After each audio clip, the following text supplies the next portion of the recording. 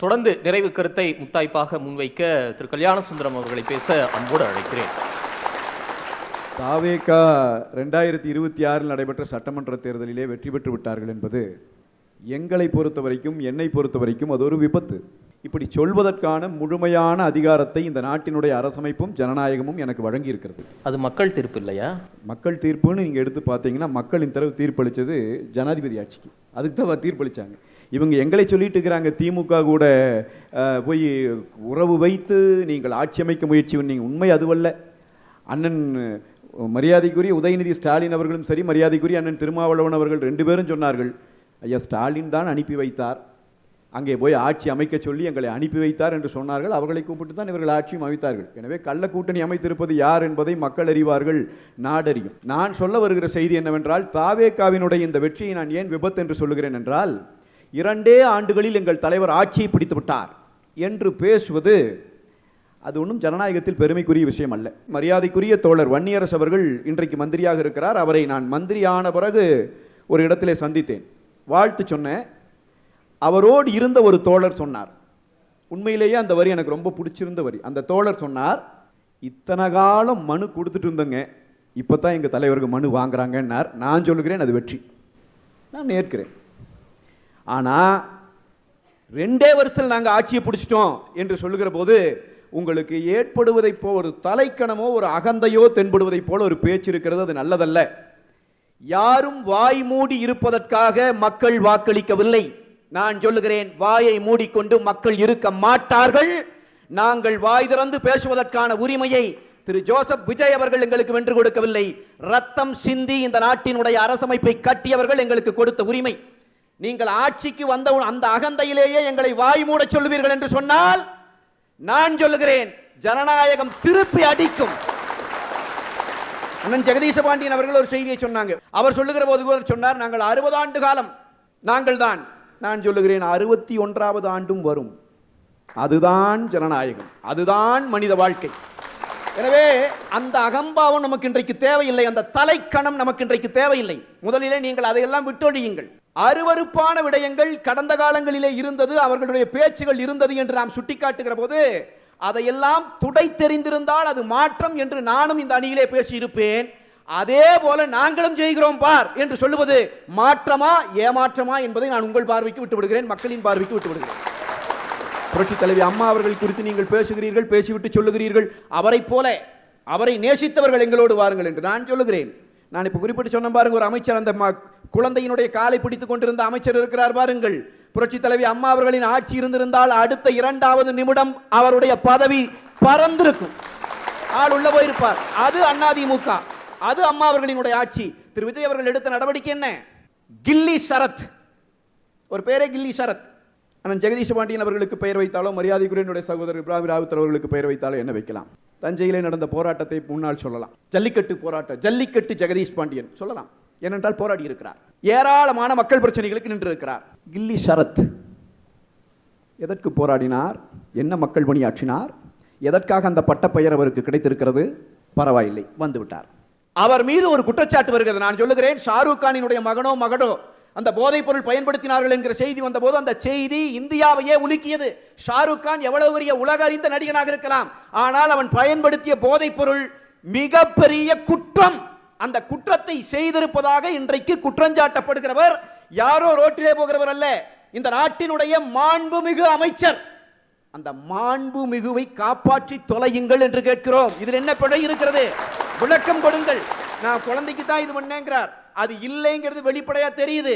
ஏதாவது ஒரு வகையில் நான் கேட்குறேன், அப்படி அவர் என்ன, அவருக்கு பெரிய ஆற்றல் மிக்க அமைச்சர், அவரை மாற்றிட்டு வேற அமைச்சர் போடுறதுல தான் என்ன பிரச்சனை? ஏன் அதை பற்றி முதலமைச்சர் அதை பற்றி யோசிக்கவே இல்லையா? முதலமைச்சர் அதை பற்றி சொல்லவே மாட்டாரா மக்கள்கிட்ட? இல்லை இது நாங்கள் கேட்குறது தப்பான விஷயமா? இன்னொன்று, உங்களுடைய நீங்கள் மாற்றம் என்று சொல்லி கொண்டு வந்திருப்பது ரொம்ப பிழையா இருக்குதுன்னு நான் சிலதை சுட்டி காட்ட விரும்புகிறேன். அதாவது அண்ணா திராவிட முன்னேற்ற கழக ஆட்சியில் தாலிக்கு தங்கம் என்கிற திட்டம் இருந்தது. அந்த திட்டம் எதுக்கு?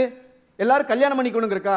இல்லை, பெண் குழந்தைகள் படிக்க வைக்கப்பட்டால் அவங்க படிப்பு பாதியில் நின்றக்கூடாது. 12வது முடித்தால் இவ்வளவு தொகையோடு இவ்வளவு பவுன் கொடுத்து திருமணம், டிகிரி முடிச்சா இவ்வளவு பவுன் கொடுத்து இப்படி கொடுத்து திருமணம், இப்படிதான் திட்டம். அதுக்கு தான் தாலிக்கு தங்கம் திட்டம்.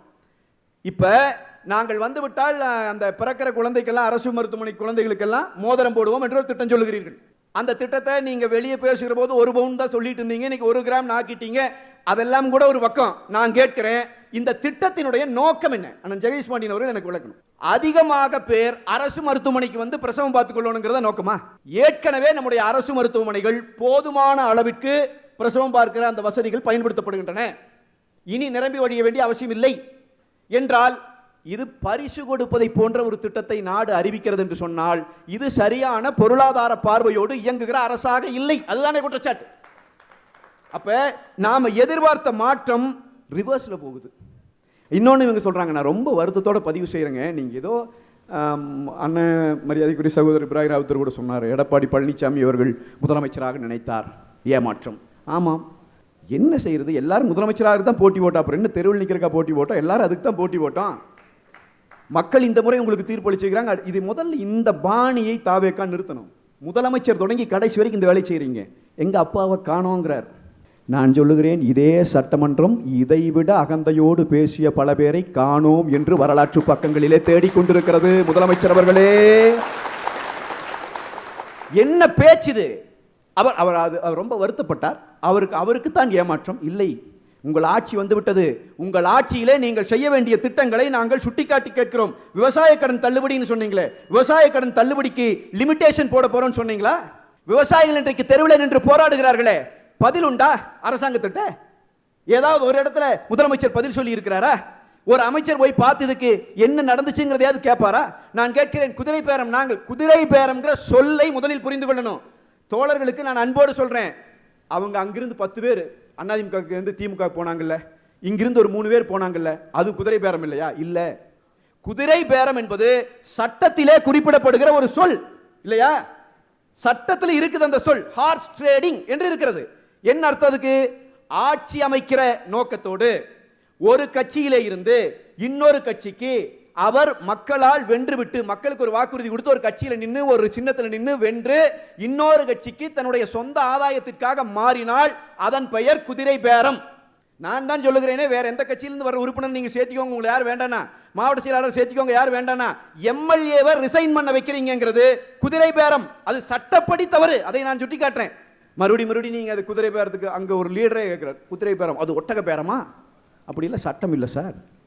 சட்டத்தில் இருப்பது குதிரை பேரம் சார். நான் கேட்கிறேன், அமமுக கட்சியின் சார்பிலே போட்டியிட்ட சட்டமன்ற உறுப்பினர் ஒரு இரவு நேர நாடகம் ஆட்சி அமைக்கிற போது நடந்தது நினைவு இருக்கிறதா?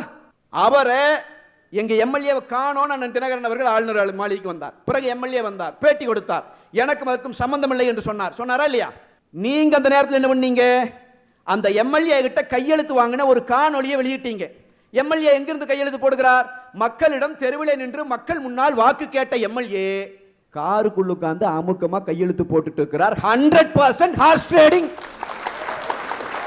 என்ன சார் பதில்? அதே எம்எல்ஏ உங்கள் ஆட்சி அமைவதற்கு சட்டமன்றத்திலே உங்களை ஆதரித்து வாக்களிக்கிறார் என்று சொன்னால் நீங்கள் குதிரை பேரத்தில் ஈடுபட்டீர்கள்.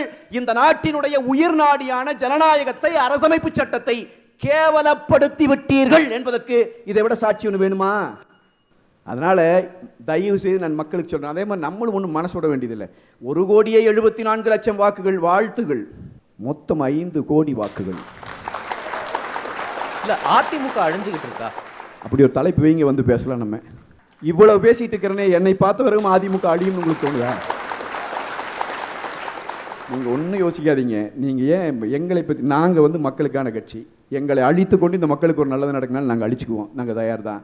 கட்சிகளாக இருந்தவர்கள் சில பிழைகள் இருந்திருக்கலாம். எல்லா கட்சியிலையும் எல்லா குடும்பத்துக்குள்ளேயே சண்டை இருக்கும், பிரச்சனை இருக்கும். கட்சிகளுக்குள்ள பிழைகள் இருந்திருக்கலாம், நிர்வாகத்தில் கோளாறு இருந்திருக்கலாம்.